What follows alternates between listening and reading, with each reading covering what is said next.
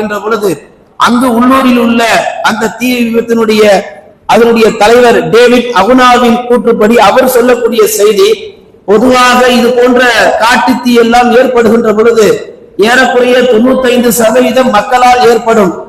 ஆனால் இந்த தீ என்பது எப்படி ஏற்பட்டது என்பதை இன்னும் எங்களால் கண்டுபிடிக்க முடியவில்லை என்று அவரே ஆச்சரியப்படுகின்ற அளவுக்கு ஒரு உண்மை செய்தியை பத்திரிகைகளிலே பகிர்ந்துள்ளார்.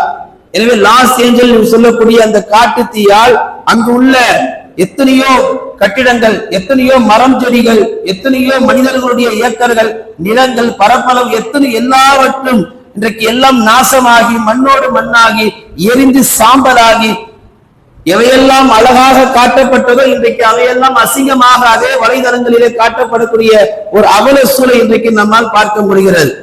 ஏறக்குறைய 13 லட்சம் கோடி அளவுக்கு இன்றைக்கு அங்கு சேதாரம் ஏற்பட்டிருக்கிறது.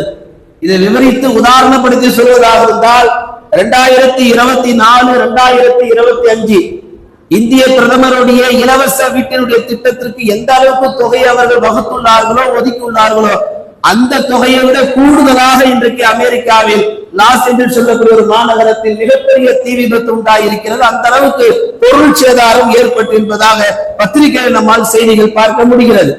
அன்பார்ந்த அல்லாஹ் நல்லடியார்களே, நாம் பார்க்கக்கூடிய இந்த செய்தி, இந்த இவ்வளவு பெரிய தீ விபத்து